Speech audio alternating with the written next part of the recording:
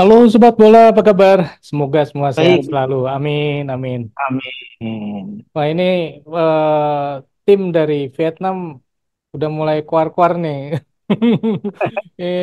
Kayaknya mulai ngeri juga nih dengan tim Indonesia walaupun kenyataannya nanti kita nggak tahu ya apakah pemain naturalisasi yang dua kemarin belum diambil sumpahnya ini bisa bermain atau tidak. Bro Ipung, ini kenapa kok tiba-tiba, bukan tiba-tiba ya, maksudnya Vietnam kok demikian ketar-ketir ya bro? Ya, memang berita-berita mengenai naturalisasi dari diaspora pemain-pemain Indonesia untuk bisa katakanlah menambah kualitas timnas. Ini kan membawa sebuah kekhawatiran sebetulnya di kawasan di regional ASEAN terutama ya. Hmm. Saya melihat bahwa yang mulai ketar-ketir pun bukan cuma Vietnam, dalam hal ini Thailand pun juga sudah mengeluarkan statement ya di media-medianya ya bahwa begitu masifnya proses diaspora Indonesia, naturalisasi dari diaspora Indonesia, ini juga kan sepertinya akan mengancam hegemoni kekuatan sepak bola di kawasan ASEAN.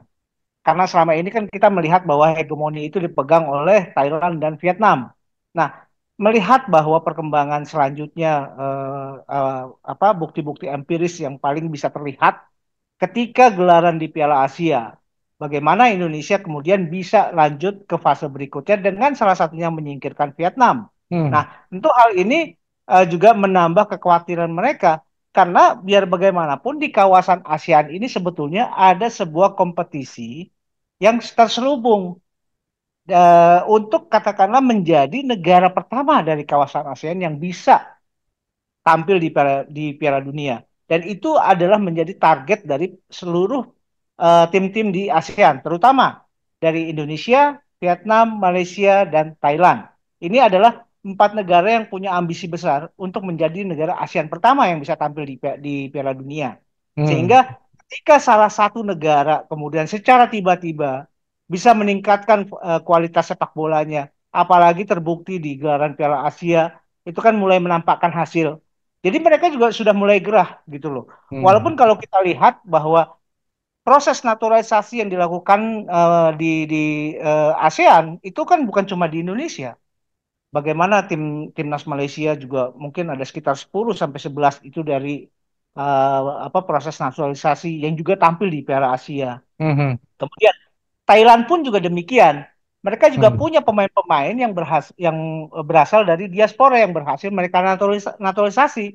Nah, Hmm. cuma persoalannya ketika Vietnam ingin mencoba melakukan langkah yang sama, ternyata mereka kekurangan resource gitu loh, kekurangan sumber daya. Philip Trusier sudah berusaha mencari pemain-pemain diaspora Vietnam yang ternyata belum mereka temukan sampai saat ini, gitu loh, bro. Hmm. Jadi kan sebenarnya proses Mm-mm. naturalisasi ini kan sesuatu yang wajar ya bro? Betul, ini sesuatu yang wajar. Apalagi kalau kita melihat di dunia sepak bola saja, dari sejak tahun ya mungkin awal-awal 2000-an, kita ingat bagaimana di tahun 90-an juga, bagaimana Perancis bisa menjadi juara dunia. Ketika itu Perancis menjadi juara Eropa dan juga menjadi juara dunia, bahkan presidennya Jean-Marie Le Pen kalau nggak salah waktu itu sempat mengeluarkan statement yang agak kontroversial ketika dia Hmm. mulai mempertanyakan kenapa kok tim sepak bola yang mewakili Prancis adalah orang-orang yang berasal dari Afrika.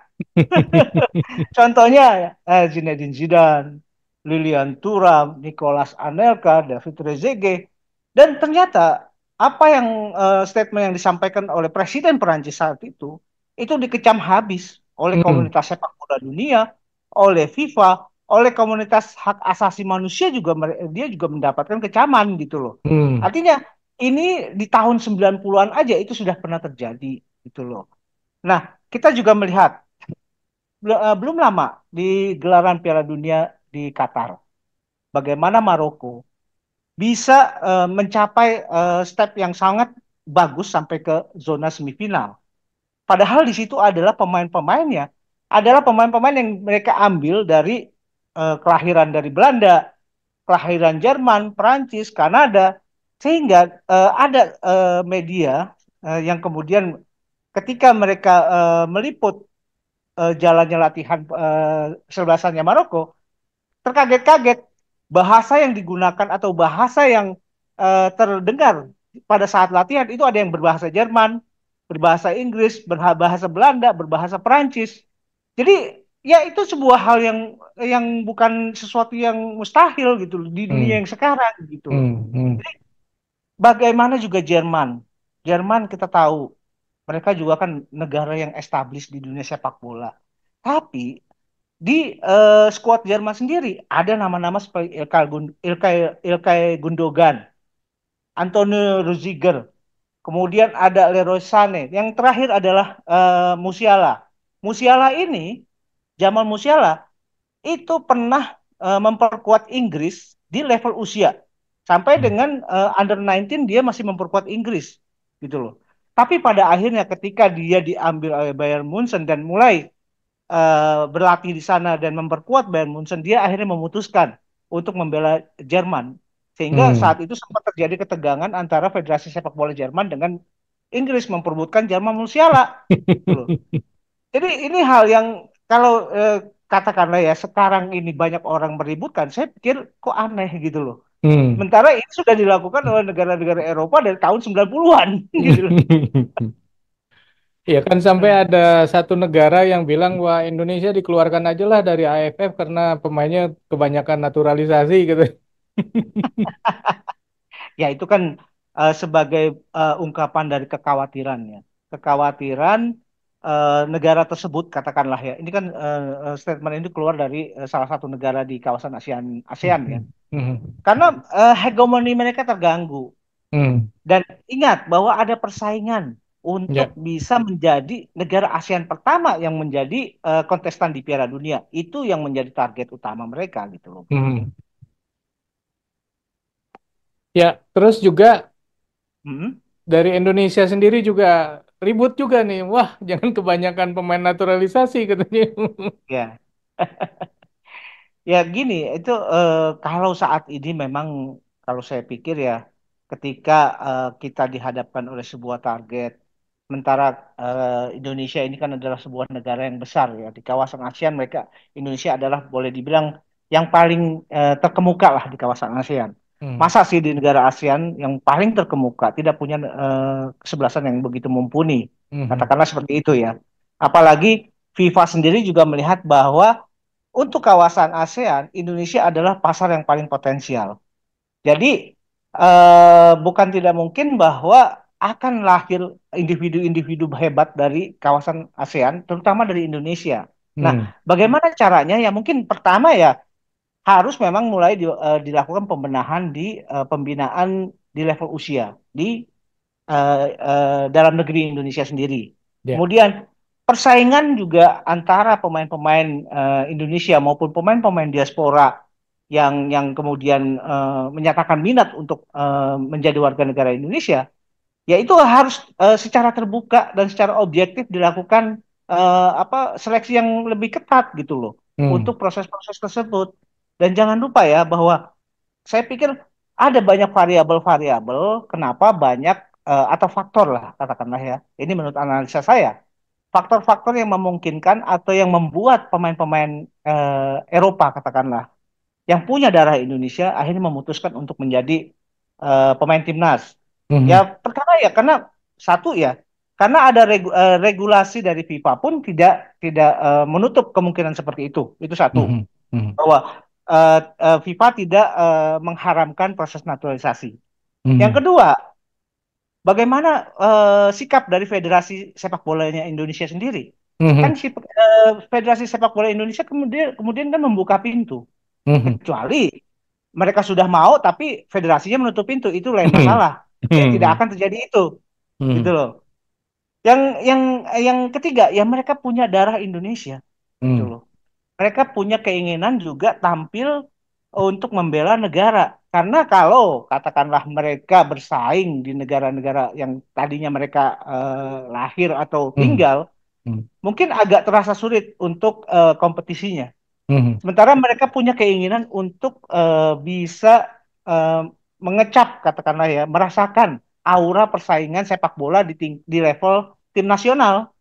Sehingga jalan seperti itu dilakukan gitu loh, Bro. Hmm, hmm, Nah, itu sepertinya hal-hal yang seperti itulah yang kemudian dan jangan lupa bahwa salah satu juga faktor yang bisa mempengaruhi adalah bagaimana komunitas sepak bola Indonesia itu begitu besar dan hmm. begitu loyal terhadap tim nasionalnya. Ya, ya, Ya, ya. itu yang membuat mereka juga, wih, ternyata kalau tampil di Indonesia nih mereka artinya koneksi dengan para fans itu sangat kuat dan fans di Indonesia itu kan terkenal fans sepak bola yang militan ya. Mhm, Artinya mereka siap didukung dengan sekuat dengan 100% katakanlah. Dan mhm. itu yang mereka tidak miliki saat ini. Ketika mereka masih di negaranya tempat mereka lahir atau tempat mereka berprofesi sebagai pesepak bola gitu loh bro. Beberapa waktu yang lalu kan ada ya pemain yang mau dinaturalisasi juga. Dia sampai bilang Ya. gini, seandainya katanya dulu PSSI itu seperti sekarang, mungkin dari dulu saya akan menjadi pemain sepak bola dari Indonesia. Ya, itu kan bisa menjadi gambaran ya bahwa eh, Federasi Sepak Bola ini juga menjadi salah satu faktor Mhm, faktor yang memungkinkan proses naturalisasi itu terjadi. Nah, ketika federasi membuka pintu dan juga terlihat bahwa federasi sepak bola negara, katakanlah Indonesia dalam hal ini, terlihat serius untuk mengembangkan sepak bola, tentu mhm, ini kan menjadi daya tarik sendiri, magnet tersendiri gitu loh. mhm, mhm, Jangan jangan seperti mungkin naturalisasi yang 10 tahun, 15 tahun yang lalu gitu loh. mhm, mhm, Artinya hanya naturalisasi yang sifatnya plek sekali sekali momen gitu loh. mhm, Tapi tidak ada yang namanya bekal yang mereka dapat selama mereka memperkuat timnas. mhm, Berbeda misalkan kondisi yang sekarang. mhm, Ketika STY memegang timnas kita, mereka juga kan mendapatkan pelatihan-pelatihan dari kultur sepak bola yang berbeda yang biasanya mereka hadapi. Dan ini akan menambah wawasan mereka, akan menambah pengetahuan mereka tentang sepak bola. mhm. Dan itu mereka bisa bawa kembali ketika mereka memperkuat klub gitu, Bro. Ya, nah ini kan kalau misalnya pemain-pemain yang sudah biasa bermain di luar negeri terus mau bermain di Mm-mm. Indonesia pasti ada faktor-faktor pelatih juga dong. Kan nggak Pasti, mungkin juga kalau misalnya pelatihnya ya boleh dikatakan eh, biasa-biasa aja gitu mau turun juga ke Indonesia kan? betul. Bahkan gini, ketika STY juga kan ada gonjang-ganjing mengenai kontrak, Mhm, itu juga kan mempengaruhi mentalitas dari pemain-pemain diaspora kita. mhm, Jadi mereka juga merasa was-was gitu loh. Merasa was-was karena mereka selama ini ketika mereka dilatih oleh STY, mereka juga kan merasa mendapatkan sesuatu yang baru mhm, gitu loh. Bagaimana Erkan kemudian punya statement bahwa ketika dia dilatih oleh STY, itu sama sekali auranya berbeda ketika dia berlatih di klub. mhm, Artinya Erkan wawasannya justru bertambah mhm, ketika dia dilatih oleh STY mhm, yang notabene ya ini pelatih yang berpengalaman dalam hal ini ya. mhm, Saya sih mhm, tidak ini ya tidak sebagai katakanlah STY minded tidak dalam hal ini ya. mhm, Saya mhm, hanya berusaha mengungkapkan apa yang dirasakan oleh para pemain-pemain ini gitu mhm, loh. mhm, mhm, Nah, jadi kalau misalkan pelatih juga bisa memberikan sesuatu yang baru, bisa menambah ini ya menambah wawasan yang baru buat mereka, ya mereka juga akan dengan sangat gembira bisa hadir gitu loh, Bro. Karena mhm. ini yang akan dia menjadi bekal mereka untuk mengarungi kehidupan profesional sebagai pemain sepak Ya, bola gitu, betul, Bro. betul, betul, betul. Nah, sekarang tinggal Indonesia sendiri nih, maksudnya pemain yang ada di Mhm. Liga Indonesia sendiri nih yang harus dibenahin. Betul. Ya, dan ini kan sebetulnya warning ya, warning Mhm, buat pembinaan sepak bola nasional. Jangan sampai bahwa proses-proses diaspora ini akan terus berlanjut, akan terus mhm, masif ya. mhm, Jadi ini juga tidak bisa berlanjut terus-menerus gitu loh. Nah, kalau yang paling ideal adalah ketika proses diaspora, ketika pemain-pemain yang ingin membela timnas itu juga kan tidak bisa kita abaikan, tidak mhm, bisa kita cegah. Mhm. tapi dibarengi dengan kualitas sepak bola lokal. Mhm. Artinya, nanti yang terjadi adalah kompetisi.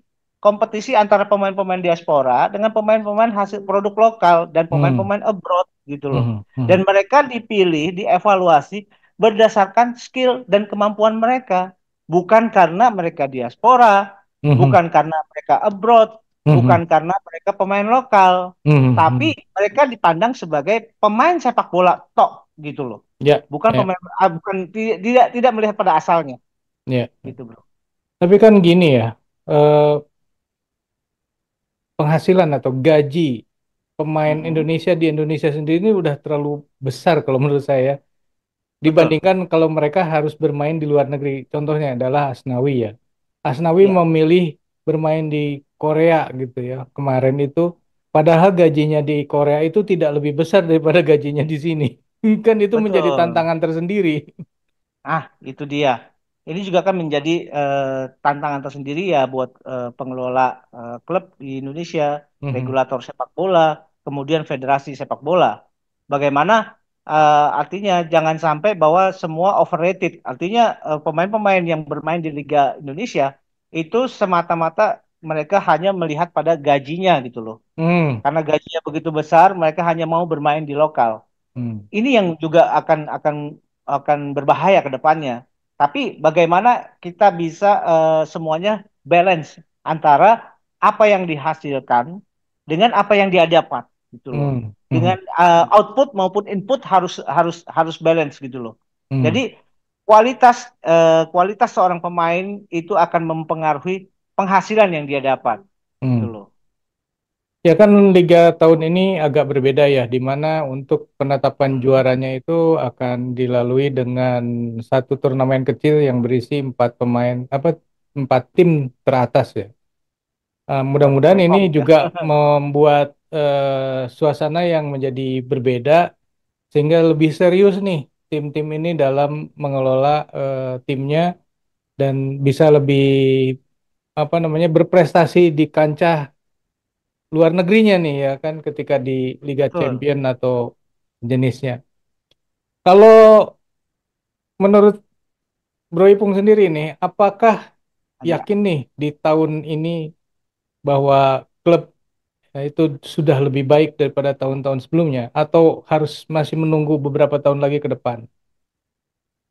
Saya pikir proses berjalan walaupun secara linear ini tidak terlihat begitu lonjakan yang begitu berarti, tapi Hmm. kalau memang ada step-step yang dilalui, ada step-step yang memperlihatkan perbaikan-perbaikan, saya Hmm. pikir nggak ada masalah gitu loh. Nah, Hmm. memang agak sulit ketika kita mengharapkan perubahan yang drastis secara sekaligus. Hmm. Nah, artinya ini juga kan mencakup pada nilai-nilai dan apa ya kepentingan-kepentingan sepak bola juga gitu loh dalam hal ini. Artinya, kalaupun memang secara kita tidak bisa melihat perubahan yang secara drastis, tapi selama masih ada step-step yang berhasil dilalui, Hmm. progres-progres yang berhasil dilakukan, itu Hmm. saya pikir nggak ada masalah, bro. Ya, Gitu. oke. Oke, sobat, itulah obrolan kita mengenai naturalisasi ya. Dan di komentar tuh banyak banget katanya ya nggak apa-apa lah, sebelas-sebelasnya pemain asing semua. Bukan asing, pemain diaspora semua Diaspora. katanya ya gitu ya. Iya. Nah, sementara ini kan masih ada lagi nih pemain-pemain yang akan dinaturalisasi. Menurut sobat sendiri perlu ditambah lagi nggak? Atau pemain dari liganya yang harus ditambahkan? Silakan tulis di kolom komentar. Sekian dulu obrolan kita, kita lanjut di obrolan lain. Sampai jumpa. Bye. Thank you, bro.